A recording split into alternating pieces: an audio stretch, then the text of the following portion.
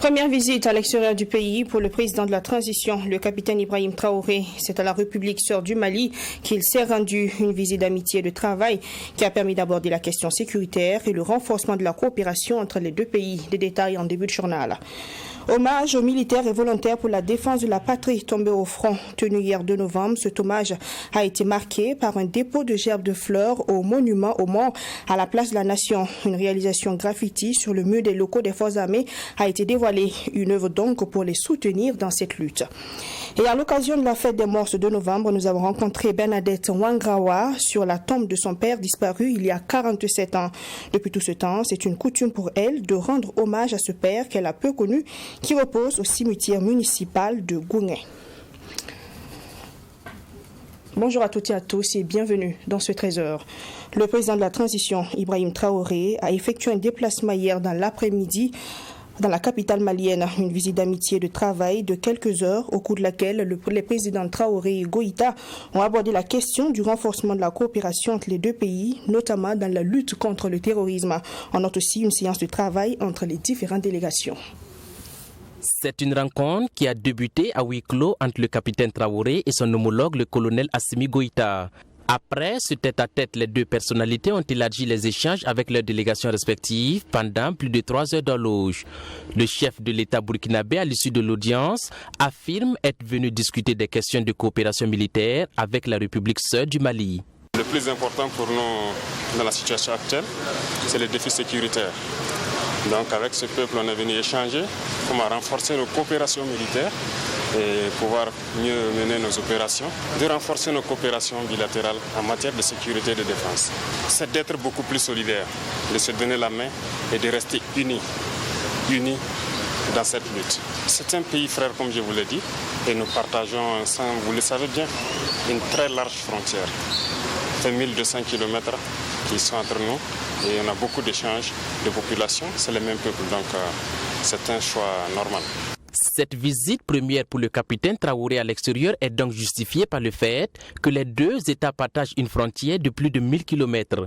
Aussi, le Burkina Faso comme le Mali subissent des incursions terroristes, d'où la nécessité de mutualiser militairement leurs efforts pour vaincre l'idée terroriste. La victoire sur les groupes armés requiert une synergie d'action entre FDS et civils, a rappelé la délégation burkinabé. Et plus tôt dans la matinée d'hier, avant même de décoller pour Bamako, le président du Faso a présidé le tout premier séminaire gouvernemental de sa nouvelle équipe. Les nouveaux ministres ont pris connaissance du travail de l'exécutif pour lequel ils ont réfléchi sur des moyens d'amélioration. Au cours de la journée, le gouvernement a plus exactement révisé les cadres et les instruments de l'action gouvernementale ainsi que la responsabilité des ordonnateurs et des fautes de gestion en matière des finances publiques. La situation économique du Burkina était également en question. Hier, 2 novembre, journée d'hommage aux défunts.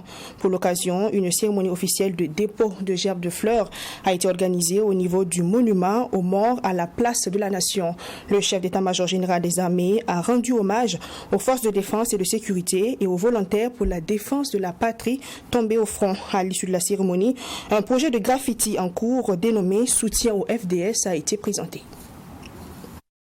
Bernadette Wangrawa se recueille sur la tombe de son père en compagnie de son époux ici au cimetière municipal de Ouagadougou.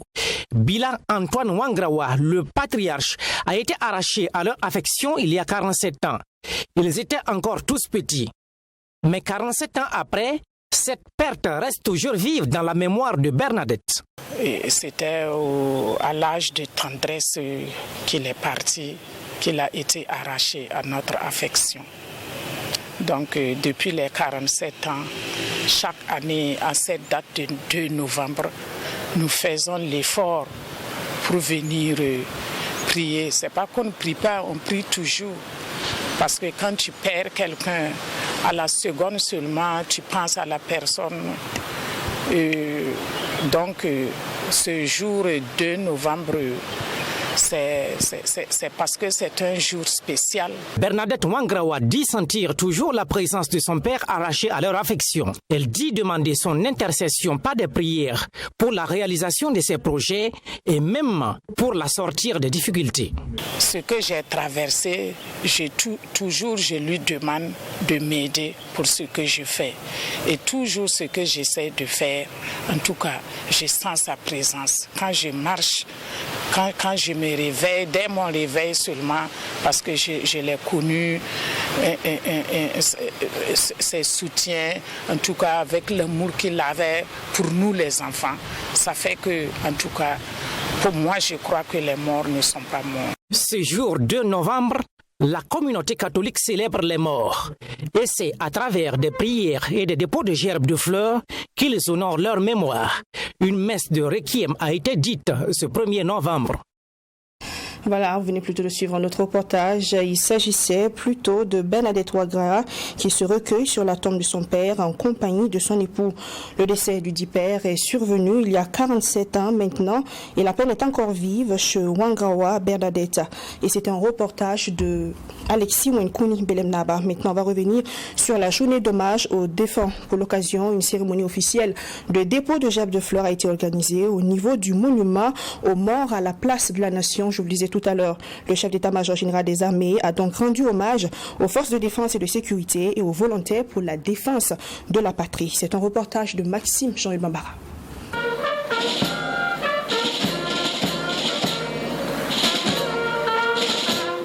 Revue de troupes, s'ensuit le cérémonial de dépôt de gerbes de fleurs au monument aux morts à la place de la Nation en cette journée du mercredi 2 novembre.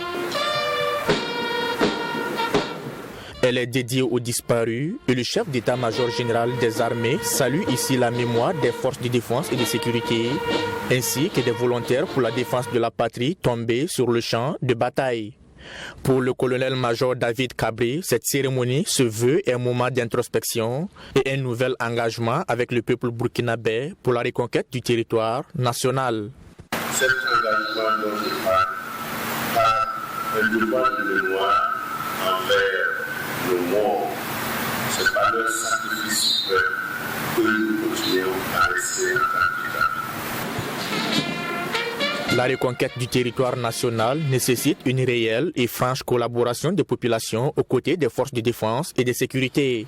D'où ce projet de graffiti dénommé Soutien au FDS dévoilé à l'issue de la cérémonie de dépôt de gerbes de fleurs.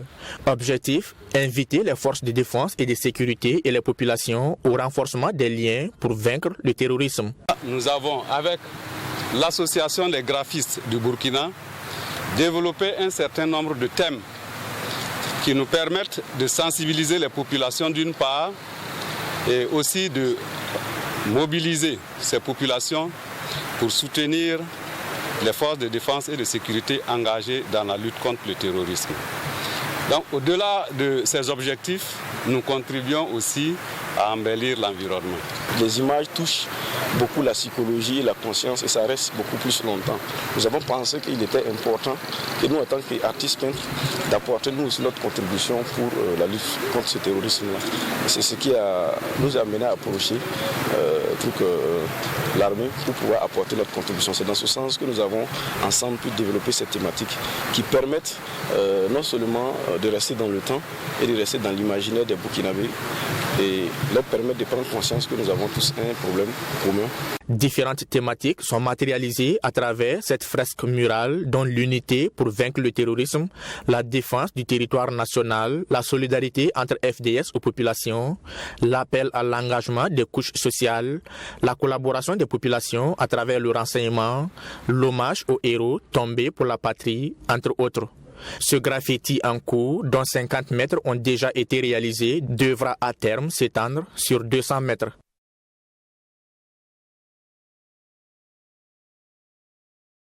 Dans la suite de ce trésor, rencontre avec l'ancien fonctionnaire international et diplomate burkinabé Ismaël Diallo sur le sujet des coups d'État à répétition au Burkina Faso depuis les années d'indépendance.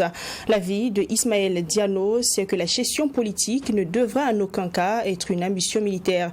Il renchérit que l'immiscion de l'armée dans la gouvernance civile est très dangereuse. Il défend son point de vue dans cet élément de Serge Kabouré.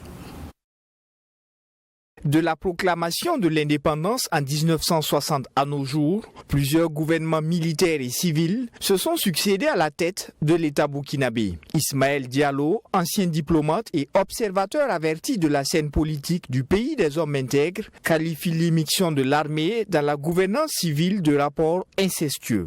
En 62 ans de gouvernance au Burkina, les civils ont gouverné 12 ans.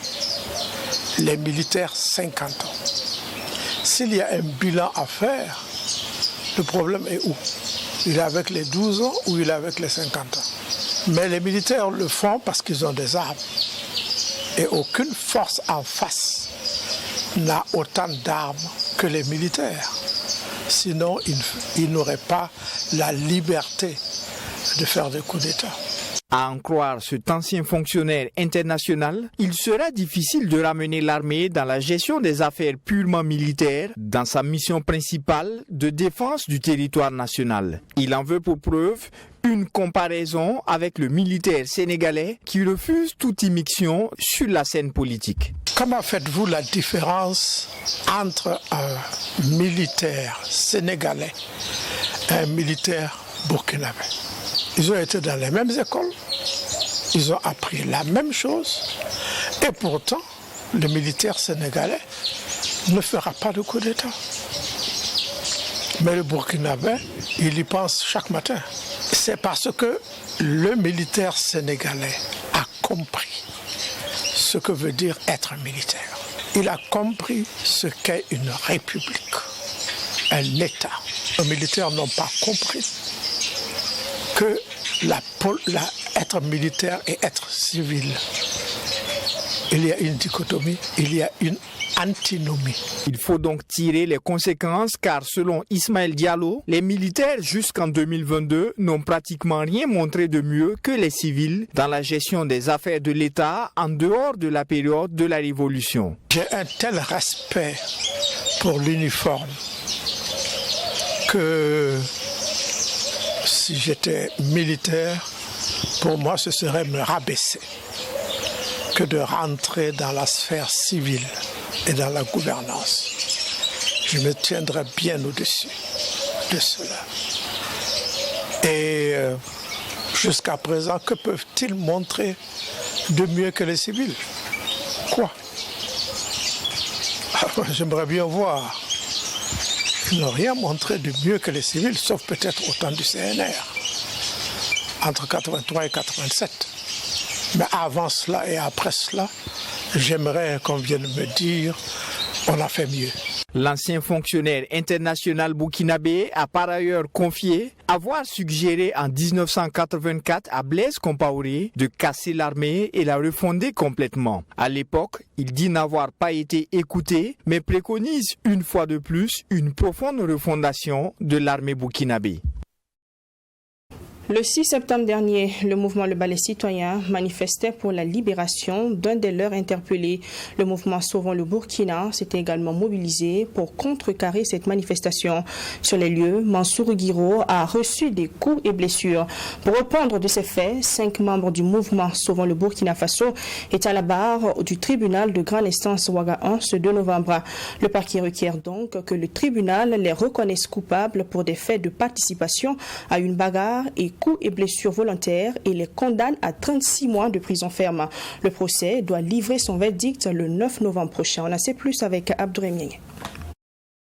Devant le tribunal, la victime des événements du 6 septembre, Mansour Guiro, explique que ce jour, après être sorti de son véhicule, bien avant d'atteindre le lieu de la manifestation du mouvement Le Balai Citoyen, il a été envahi par des manifestants. À la barre ce 2 novembre, 5 accusés, dont une femme, tous du mouvement Sauvons le Burkina. Ils sont poursuivis pour participation à une manifestation illicite, participation à une bagarre et coups et blessures volontaires sur la personne de Massourou Guiro. Les accusés reconnaissent chacun avoir participé à une manifestation illicite. Cependant, ils ne reconnaissent pas avoir participé à la bagarre, encore moins avoir porté des coups sur Massourou Guiro. Après les interrogatoires, le parquet est ferme. Les infractions sont constituées. Il requiert 36 mois de prison ferme pour 4 accusés et 18 mois pour Seni Bitou, car pour ce dernier, seule l'infraction de participation à une manifestation illicite est constituée. Avec les vidéos que nous avons produites, où clairement on voit les actes de coups et blessures, clairement qui ressortent dans les vidéos que nous avons joints au dossier, nous pensons que le tribunal va décider et que la vérité sera dite. En tout cas, nous sommes sûrs que toutes les infractions sont pleinement constituées. Pour la défense, aucun élément ne permet d'affirmer que ses clients ont participé à la bagarre. Pour les faits de participation à une manifestation illicite, les avocats implorent la clémence du tribunal. Nous sommes choqués par les réquisitions du parquet qui ne reflètent pas la réalité du dossier, parce que vous avez suivi l'audience, ni les vidéos qui ont été projetées, ni les propos même du plaignant, M. Guiro, encore moins encore les déclarations des prévenus à la barre, en tout cas ne peut conduire le parquet à requérir de telles peines. Nous disons que ces peines, en tout cas, sont lourdes et ne se fondent pas sur le droit, parce que nous avons pu démontrer devant le tribunal que les infractions poursuivies ne sont pas en tout cas constituées, à l'exception de la participation à une manifestation non autorisée par l'administration. Raison pour laquelle nous avons demandé le sursis, d'autant plus que l'intention n'était pas une intention coupable, l'intention des personnes poursuivies. Ils sont allés sur le terrain parce qu'ils ont vu un autre groupe appeler à manifestation pour empêcher la justice de faire son travail. Ils sont allés avec de bonnes intentions, ils ne sont pas allés en tout cas pour violenter qui que ce soit. Les avocats de la défense ont par ailleurs soulevé une exception devant le tribunal. Ils affirment qu'il est injuste que le balai citoyen ne soit pas poursuivi. Nous avons estimé que le parquet a fait du 2 poids 2 mesures, parce que lorsqu'on dit qu'il y a une bagarre et qu'il y a 2 parties qui sont impliquées dans cette bagarre, il ne revient pas au parquet de poursuivre une des parties et laisser l'autre libre. Et c'est le cas présent, parce que nos clients sont les seuls poursuivis, alors que les partisans du balai citoyen, ceux-mêmes qui ont appelé à la manifestation pour empêcher la justice de faire son travail, ces derniers-là ne sont pas poursuivis. C'est ce que nous avons dénoncé. Nous disons que dans un état de droit, la loi doit être appliquée à tout le monde. Le tribunal a suspendu l'audience et donné rendez-vous le 9 novembre pour livrer son verdict. En attendant, la victime réclame un franc symbolique au titre des dommages et intérêts.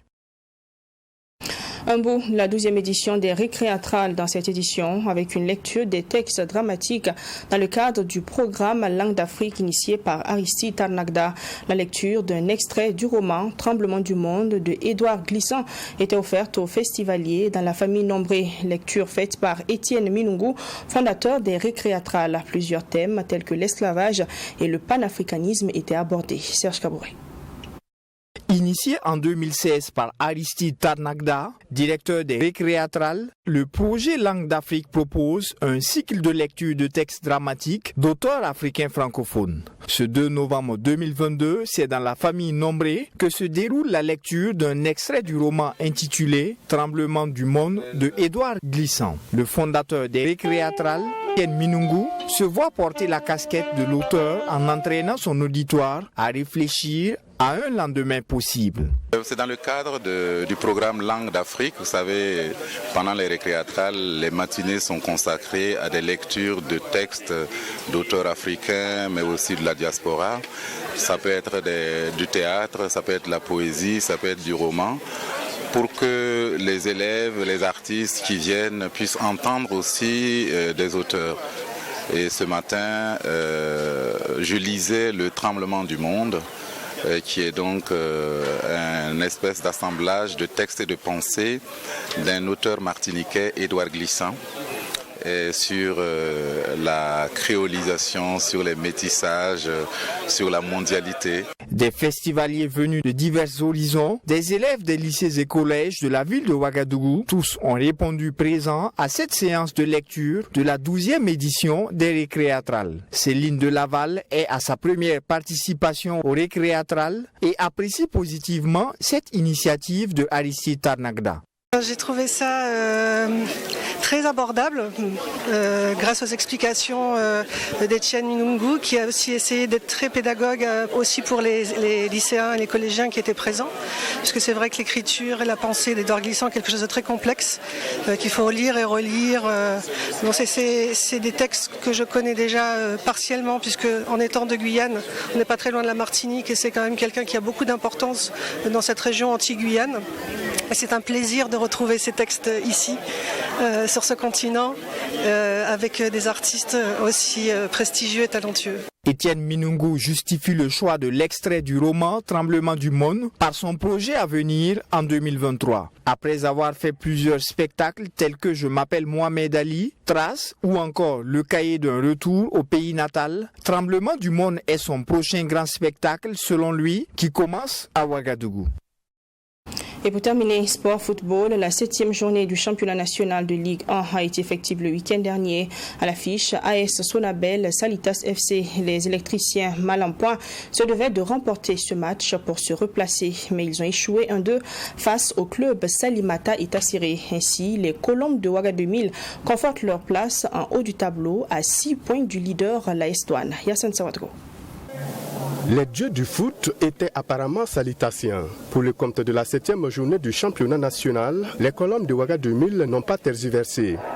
Face à une équipe de l'AS Sonabel qui peine toujours à sortir de l'eau, les poulains de Arma Bassolé n'ont mis qu'une vingtaine de minutes pour ouvrir le score.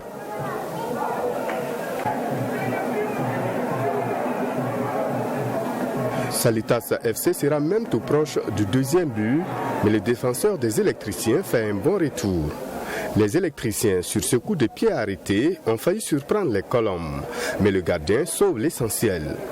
1-0 à la pause. Des retours des vestiaires, Salitas monte tout de suite au charbon, question de se mettre à l'abri avec un deuxième but. Et ce centre a failli faire mouche, sauf que le dernier geste n'est pas cadré. Les Colombes vont aggraver le score quelques minutes après sur cette sortie hasardeuse du gardien des électriciens. Une œuvre de Salif Bagaté. Malgré la réduction du score dans la dernière partie du jeu, Salitas s'assure en empochant les 3 points au coup de sifflet final. Une bonne affaire pour les Colombes de Ouaga 2000.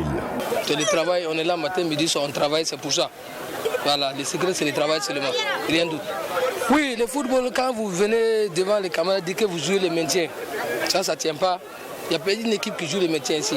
Toutes les équipes cherchent le haut du tableau. Donc notre objectif aussi, c'est ça. C'est ça. Voilà, c'est tout fait pour jouer, sortir en campagne encore. Le championnat vient de débuter. Bon, ça fait la 6e journée aujourd'hui.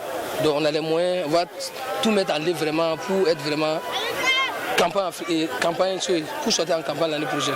Les électriciens ont encore du chemin vu leurs prestations. Dri Ouedraogo, coach de l'AS Sonabel, perd ses mots pour ne pas dire complètement déçu.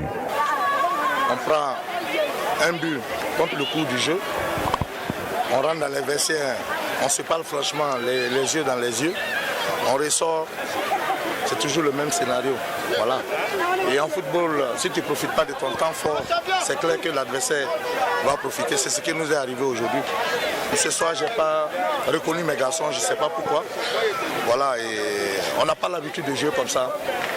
Un bloc, Karma est tiré, on passait par notre milieu, qui était notre force. Et ce soir, Karma, on est passé à côté. Avec cette victoire, le club Salimata et Tassiré roule tranquillement à merveille avec sa 3e place et 13 points à 6 du premier l'AS Douane. L'AS Sonabel se noie davantage avec cette nouvelle défaite. Fin de ce journal, merci de l'avoir suivi. On se retrouve demain à 7h30 et à 13h pour de nouvelles éditions. D'ici là, portez-vous bien.